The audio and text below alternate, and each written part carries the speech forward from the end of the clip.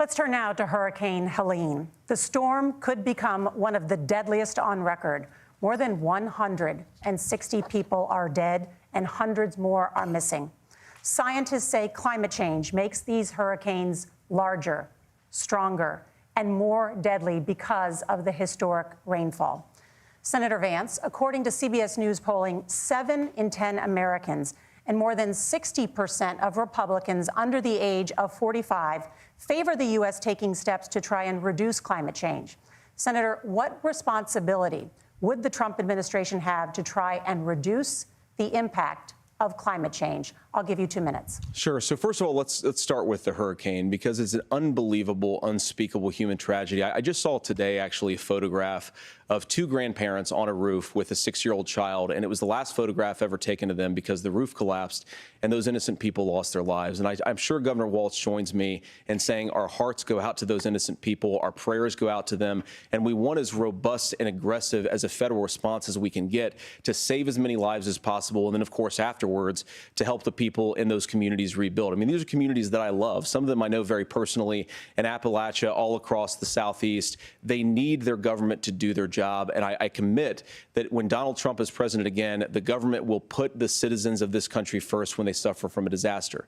Now, Nora, you asked about climate change. I think this is a very important issue. Look, a lot of people are justifiably worried about all these crazy weather patterns. I think it's important for us, first of all, to say Donald Trump and I support clean air, clean water. We want the environment to be cleaner and safer. But one of the things that I've noticed some of our Democratic friends talking a lot about is a concern about carbon emissions, this idea that carbon emissions drives all of the climate change.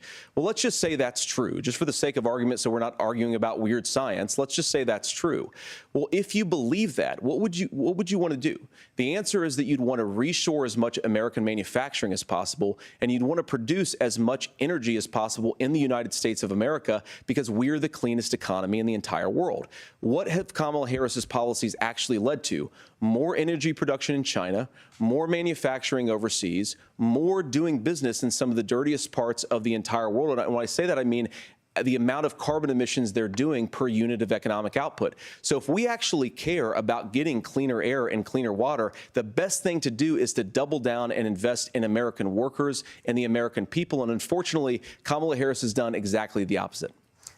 Governor Walz, you have 2 minutes to respond. Well, we got close to an agreement because all those things are happening. Look, first of all, it is a horrific tragedy with this hurricane, and my heart goes out to the folks that are down there in contact with the governors. I serve as co-chair of the Council of Governors as we work together on these emergency managements. Governors know no partisanship. They work together. So all of the governors and the emergency responders are on the ground. Those happen on the front end.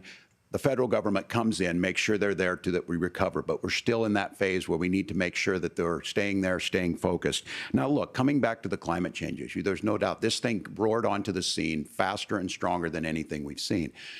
Senator Vance has said that there's a climate problem in the past. Donald Trump called it a hoax and then joked that these things would make more beachfront property to be able to invest in.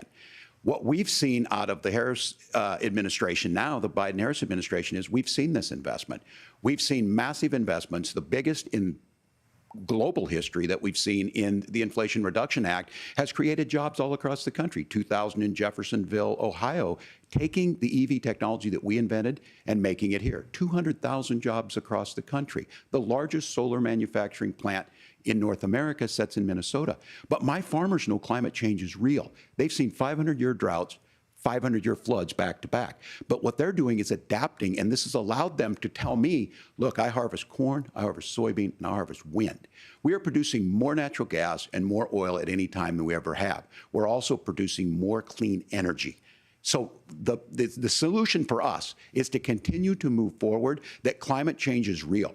Reducing our impact is absolutely critical, but this is not a false choice. You can do that at the same time you're creating the jobs that we're seeing all across the country. That's exactly what this administration has done. We are seeing us becoming an energy superpower for the future, not just the current. And that's what absolutely makes sense. And then we start thinking about how do we mitigate these disasters. Thank you. Senator, I want to give you an opportunity to respond there. The governor mentioned that President Trump has called climate change a hoax. Do you agree?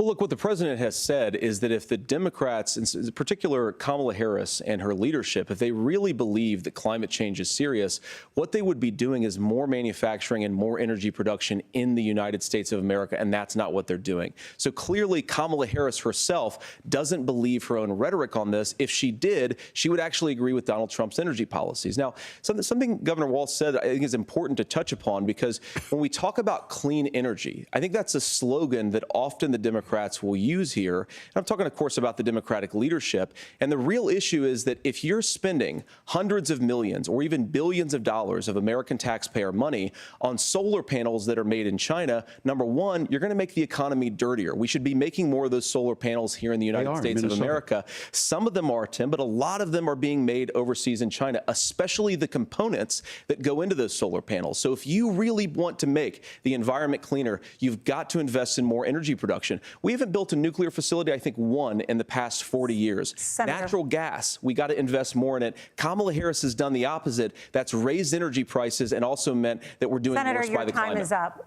Governor, would you like to respond? Well, look, we're producing more natural gas than we ever have. There's no moratorium on that. We're producing more oil. But the folks know, and like I said again, these are not liberal folks. These are not folks that are Green New Deal folks. These are farmers that have been drought one year, massive flooding the next year. They understand that it makes sense. Look, our #1 export cannot be topsoil from erosion from these massive storms. We saw it in Minnesota this summer. And thinking about how do we respond to that, we're thinking ahead on this. And what Kamala Harris has been able to do in Minnesota, we're starting to weatherproof some of these things. The infrastructure law that was passed allows us to think about mitigation in the future. How do we make sure that we're protecting by burying our power lines? How do we make sure that we're protecting lakefronts and things that we're seeing more and more of? But to call it a hoax and to take the oil company executives to Mar-a-Lago, say, give me money for my campaign, and I'll let you do whatever you want. We can be smarter about that, and an all-above energy policy is exactly what she's doing, creating those jobs right here. Governor, your time is up. The overwhelming consensus among scientists is that the Earth's climate is warming at an unprecedented rate. Margaret?